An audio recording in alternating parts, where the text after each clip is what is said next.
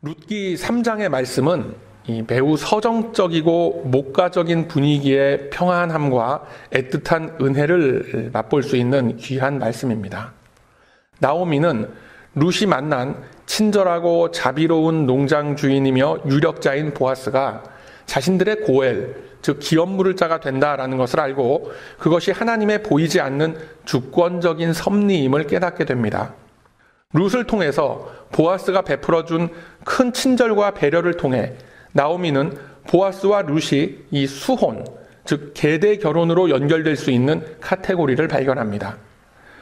2장 후반부에서 이미 살펴본 것과 같이 나오미는 룻을 보아스의 신부감이 될 수 있도록 준비시키는 모습을 보이고 있습니다. 그리고 이에 룻이 순종함으로 인해서 3장의 말씀은 시작되고 있습니다. 혹자는 이러한 나오미의 모습을 가리켜서 젊은 며느리를 이용하려는 세속적인 욕심, 그 나오미의 불필요한 오지랖이다라고 생각할 수도 있겠지만 그것은 이 말씀을 남기신 하나님의 의도가 아닙니다.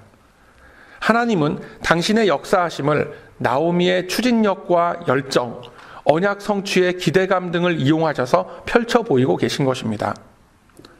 예전의 나오미가 어떠한 사람이었습니까? 사사기 시대를 살아가는 전형적인 모습이었습니다. 각자의 소견에 맞는 대로 살아가는 것이 매우 보편화되어 있던 시대에 딱 걸맞는 모습이었습니다. 약속의 땅 베들레헴에 흉년이 들었습니다. 근본적인 해결책이었던 하나님 앞에 무릎 꿇음이라는 뭔가 추상적인 대책보다는 당장 눈앞에 보이는 물질의 이익 앞에 나오미는 마음을 빼앗겨 버립니다. 하나님께서 분배해 주신 약속의 땅이며 자손 대대로 일궈 나가야 할 축복의 땅에 대한 그 하나님의 언약은 헌신장 내던져 버리듯이 집어던져 버리고 미련 없이 떠납니다. 이러한 나오미의 대단한 치맛바람은 당시 이스라엘 사회 내에서도 큰 반향을 불러일으킨 사건이었습니다. 모압 땅에서 그곳 며느리들을 맞아서 일가를 꾸렸지만 후손을 얻지 못한 채 남편과 두 아들을 잃게 됩니다. 즉 남편을 잃고 경제적 기반과 생산 수단 등으로 대표되는 두 아들과 가정이 풍지박산 나는 그 과정들을 거치면서 나오미는 비로소 하나님을 인격적으로 체험하게 됩니다. 마치 우물가의 여인이 예수님을 만난 이후에 변화된 삶을 살게 된 것과 같이 나오미는 인생의 쓰라린 고난을 겪으면서 하나님을 인식하게 되고 삶의 의미를 깨닫게 됩니다. 자신에게 일어났던 여러 가지 사건들을 통해서 하나님의 음성을 듣게 된 것입니다. 순종적인 그 룻과 함께 베들레헴으로 돌아온 나오미는 룻이 일하게 된 밭의 주인이 보아스임을 알고 이것은 우연을 가장한 하나님의 섭리였음을 깨닫습니다. 이제 나오미는 매우 계획적으로 룻을 준비시키십니다. 룻에게 충분히 호감을 보일 만한 농장의 그 숱한 청년들과는 어울리지 말도록 단속을 딱 하고 조신하게 지내면서 룻이 보아스의 눈에 잘 들도록 애쓰게 합니다. 이제 3장 1절의 시작은 때가 무르익었음을 직감한 나오미가 드디어 보아스에게 구체적으로 접근할 작전 계획을 세워서 전달을 합니다. 룻아, 내가 너를 위하여 안식할 곳을 구하여 너로 복되게 하여야 하지 않겠느냐라고 하죠. 여기서 말하는 안식할 곳이란 좁은 의미로는 룻이 재혼을 해서 안정된 가정을 꾸리는 것을 뜻합니다. 그러나 좀 더 넓은 의미로는 이제 하나님의 계획 안에 있는 구원의 복, 은혜를 누려야 하지 않겠느냐. 언약 백성으로서의 정체성을 가지고 살아야 할 것이 아니냐라고 하면서 이제 너를 위하여 하나님의 예비된 은혜와 그 복을 누리도록 도와줄 것이다 라는 것을 약속하고 있습니다. 그래서 나오미는 치밀한 계획을 짜서 룻에게 설명합니다. 당신은 추수가 끝나면 탈곡 작업을 하면서 탈곡된 알곡들을 자루에 담아서 타작 마당에 쌓아놓고 곳간에 들이는 작업을 하곤 했었습니다. 넓은 들판에서 거두어들인 곡식을 탈곡하는 작업, 즉 본문에서 표현하고 있는 보리를 까불린다라는 이런 작업은 매우 힘든 노동이었고 많은 시간이 소요되는 일이었으며 추수의 가장 마지막 작업이기도 했습니다. 그래서 이 작업을 마치면 수고한 일꾼들의 노고를 치하하는 이 큰 잔치가 열리곤 했고 푸짐한 음식과 술이 제공되기도 했습니다.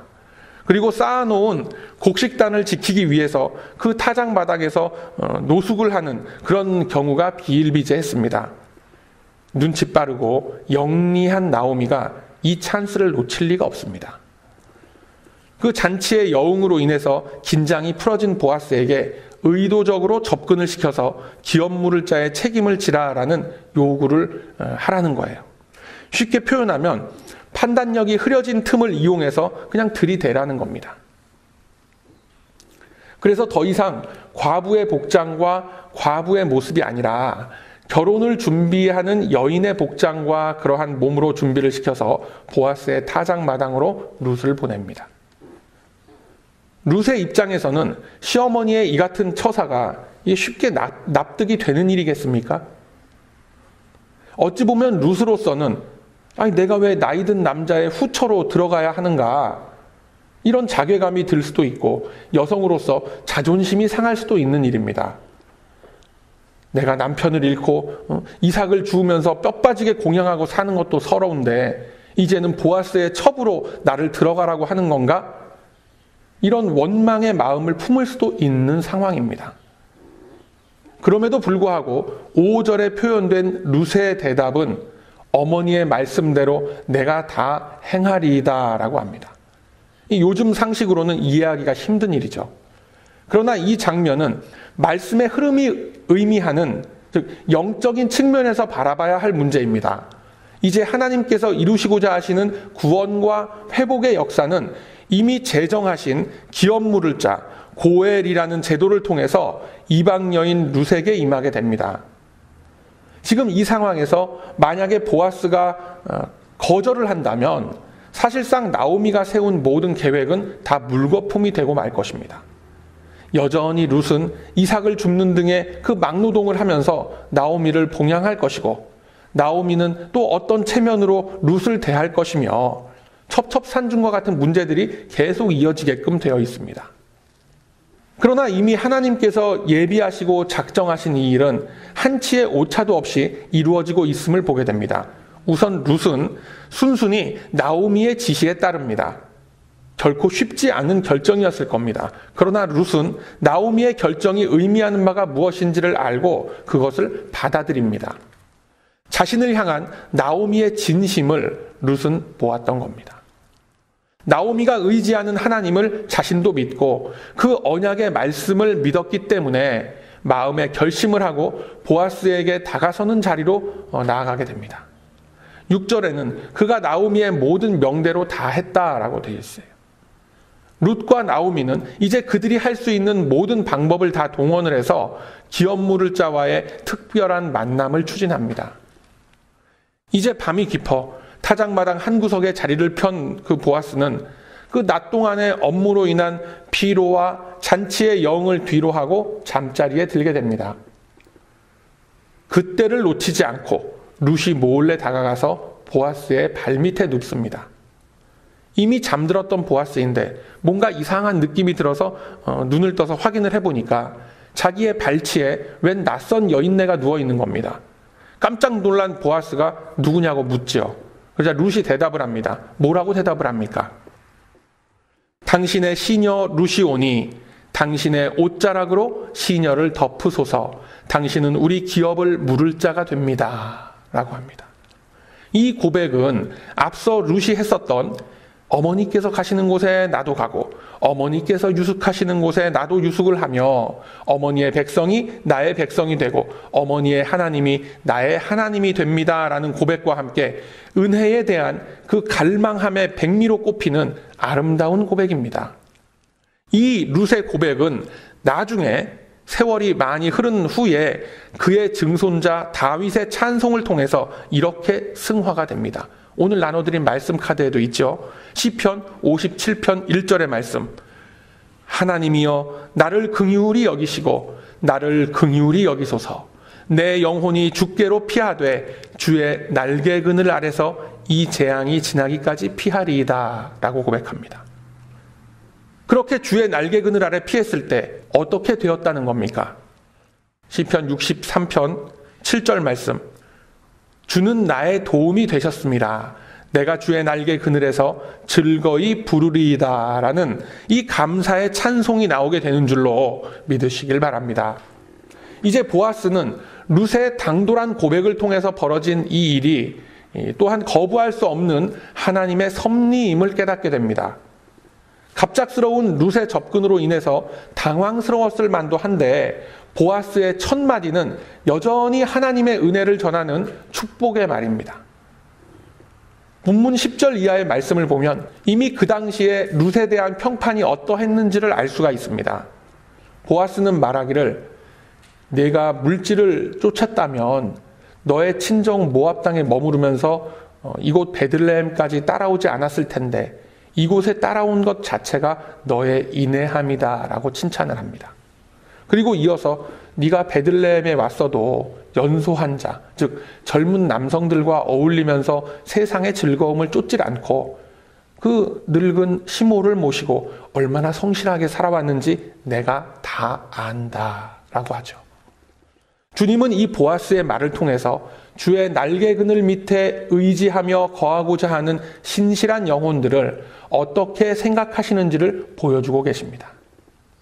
그동안 룻은 보아스에게 구애 작전을 펴지 않았었고 어떤 추파를 던졌던 것도 아닙니다. 그럼에도 이미 보아스가 숱한 주변의 소문과 그 여론들을 통해서 룻에 대해서 잘 알고 있듯이 주님은 저와 여러분의 심령 속을 훤히 들여다보시면서 우리들에게 진정으로 필요한 것이 무엇이다라는 것을 말씀해 주고 계십니다. 이 사실을 성경은 이렇게 말씀합니다. 시편 139편 2절 말씀 보면 주께서 나의 앉고 일어섬을 아시며 멀리서도 나의 생각을 통촉하시오며 나의 길과 눕는 것을 감찰하시며 나의 모든 행위를 익히 아신다라고 합니다. 이처럼 나의 모든 행위를 잘 아시는 주님께서는 우리에게 또한 이렇게 말씀하십니다. 너는 두려워 말라. 내가 너를 구속하였고 내가 너를 지명하여 불렀나니 너는 내 것이라 라고 말씀합니다. 이렇게 하나님의 소유가 된 백성들을 어떻게 하신다고 합니까? 이사야 41장 10절 말씀, 두려워 말라. 내가 너와 함께 함이니라. 놀라지 말라. 나는 내 하나님이 됨이라. 내가 너를 굳세게 하리라. 참으로 너를 도와주며 나의 의로운 오른손으로 너를 붙들리라 라고 하십니다. 아멘. 이와 같은 하나님의 모습이 보아스의 성실한 모습을 통해서 드러나고 있는 겁니다. 보아스의 입장에서 보면 별로 그의 삶에 도움되지 않는 일이 룻의 기업 물을 자가 되어주는 겁니다. 여러 차례 말씀드렸다시피 기업 물을 자가 된다라는 것은 자신의 조건 없는 희생이 전제되지 않고는 할 수 없는 겁니다. 그냥 못하겠습니다라고 거절을 해도 누가 보아스에 대해서 비양심적이다, 비도덕적이다 손가락질 할 사람 아무도 없습니다. 그러나 보아스는 은혜를 입은 자로서 하나님의 계획 안에서 자신이 무엇을 해야 할지 이미 깨닫고 있었습니다. 앞장면에서 나오미가 룻에게 이야기를 했습니다. 4절 말씀에 그 발치 이불을 들고 거기 누우라. 그가 너의 할 일을 내게 고하리라 라고 했습니다. 하나님께서는 나오미에게 이미 당신의 계획 안에서 어떤 일이 벌어질 것이다 라는 것을 알려주셨고 이제 주님은 보아스가 차마 거절하지 못하는 자신의 소명으로서 룻의 고백을 받아들이게끔 하셨습니다. 12절 이하에서 보아스는 자신에게 주어진 기업 물을 자의 그 소명 앞에서 이 일이 하나님께서 자신에게 주신 일임을 깨닫고 이제 자신이 어떻게 이 일을 해나갈 것인지를 밝히게 됩니다. 신중하고 사려 깊은 보아스는 혹여라도 자신이 나서서 기업을 물은다고 했다가 문제가 될 수도 있을 일들을 미리 차단하는 신중한 모습을 보입니다. 자신보다 나오미의 일가와 더 가까운 친척이 있으니까 그에게 확인을 해봐서 사실상 그가 포기하게끔 확실한 절차를 만들어 놓고 자신이 틀림없이 기업을 물을 것임을 약속합니다. 그냥 지나가는 말로 야, 내가 도움이 될 수도 있으니까 시간 봐서 한번 연락해라 라는 이런 지나가는 인사말이 아니라 확실하게 약속을 합니다. 본문 13절의 마지막 어절을 보면 하나님의 살아계심을 놓고 맹세한다라고 합니다. 여러분, 이 기업을 물은다라는 것은 자신의 이익을 배제한 채 친족의 잃어버린 재산을 대신 구입을 해서 되돌려 주는 것입니다.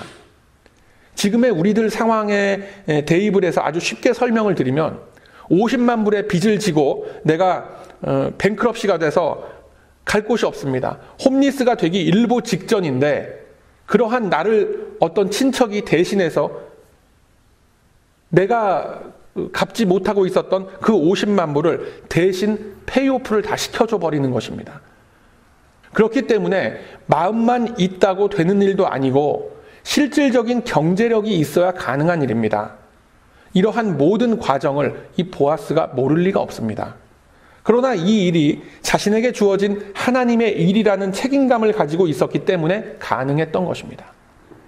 물론 인간의 시선으로는 이 극성맞은 나오미의 오지랖으로 인해서 막 일을 밀어붙였고 마침 그 사회에서 좋은 평판을 얻고 있던 그 룻이었기 때문에 유력한 자 보아스의 마음에도 흡족하게 받아들여진 거 그런 거 아니냐라고 생각할 수도 있을 겁니다. 그러나 우연처럼 딱 맞아 떨어진 것 같이 일어난 이 일의 배후에는 이스라엘을 통하여 이 땅의 구원의 기쁜 소식을 전하시려는 하나님의 숨은 손길이 있다라는 것을 우리가 깨달아야 합니다. 사랑하는 우리 베다니 가족 여러분, 우리 하나님의 섬세하신 그 손길이 보이십니까? 나오미와 룻과 보아스에게 일어난 이 놀라운 섭리는 이미 수천 년 전에 일어났었던 역사입니다. 그리고 이 역사는 오늘도 살아계신 하나님의 손길을 통해서 이 시대를 살아가는 우리 성도들의 삶 속에 현재 진행형으로 일어나고 있는 일이기도 한 것입니다.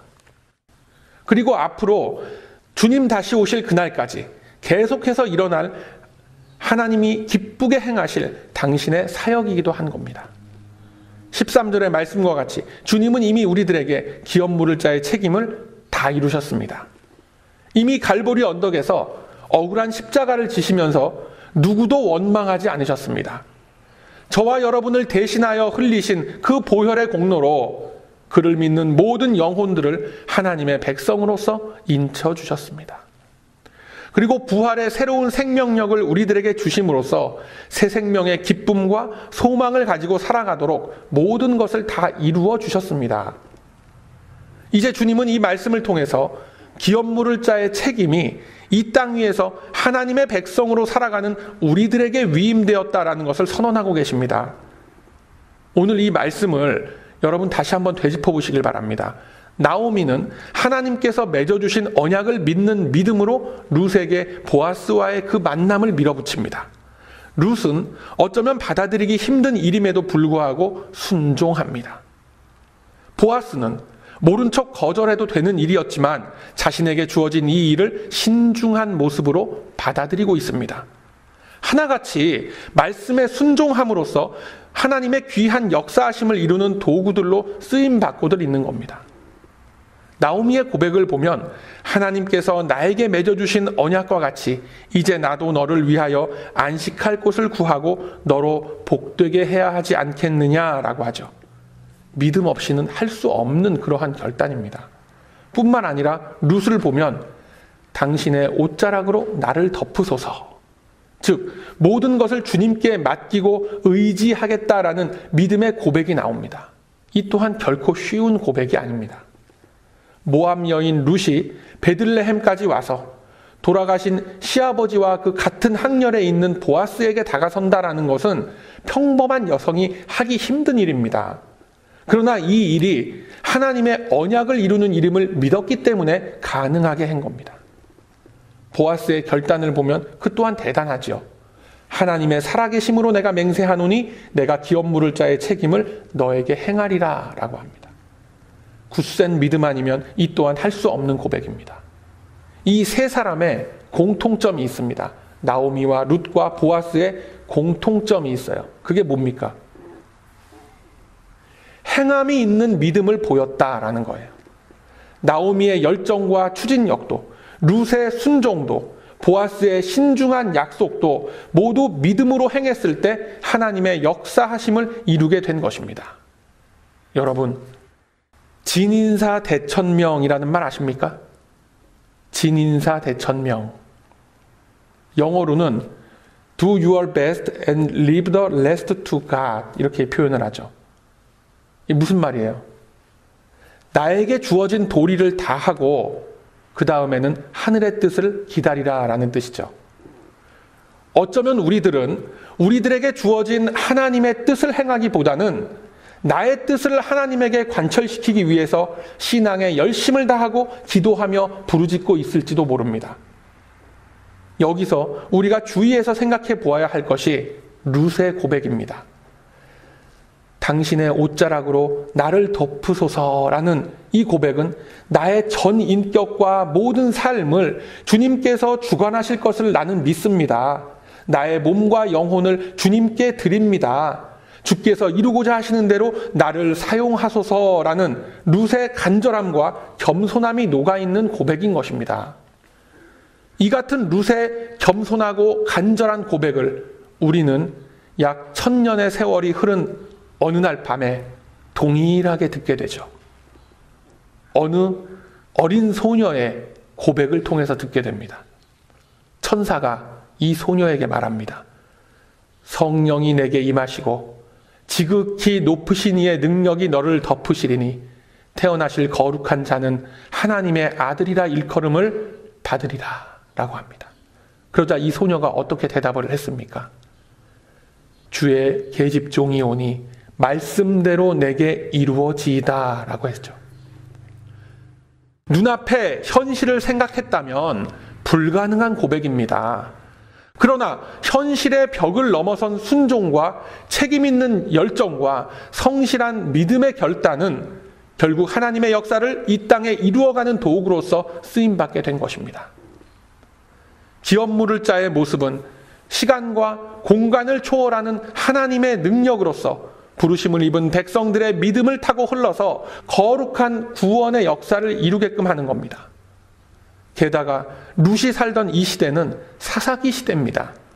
아무도 주님의 말씀을 청종하지 않던 시기에 군계 일학과 같이 빛나는 이들의 믿음과 순종하는 모습, 그런 것은 영원한 하나님의 나라가 어떻게 이 땅에 이어지고 있는가라는 것을 보여주고 있는 겁니다. 여러분, 이와 같이 기업 물을 자의 책임을 다하시기 위해서 보이지 않는 섭리의 손길로 역사하시는 우리 주님의 마음속에 무엇이 있겠습니까?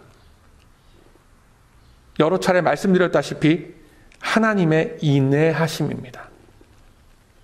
보아스의 모습 속에서 하나님은 조건을 보지 않고 자격을 따지지 않으시고 우리를 당신의 그 보혈로 씻겨주신 그리스도의 희생을 만나게끔 합니다.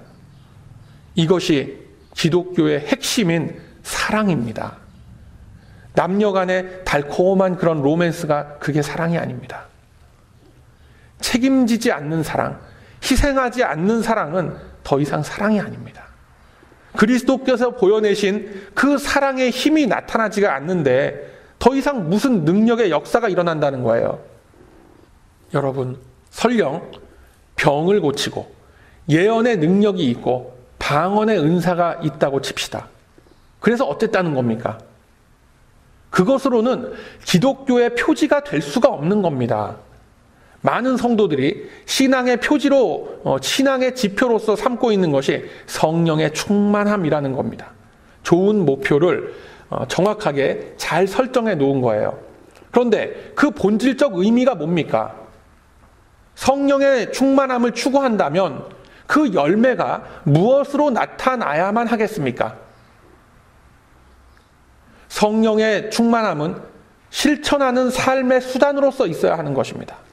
그저 외치고 악을 쓰는 어떤 그 크리스찬이티의 슬로건으로서 구호로서만 끝나는 것이 아닙니다.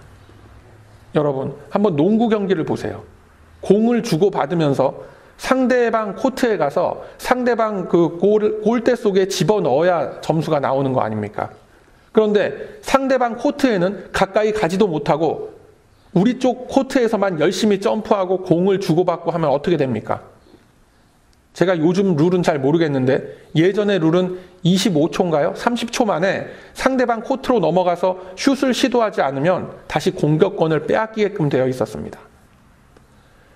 우리들의 신앙생활이 이와 같습니다.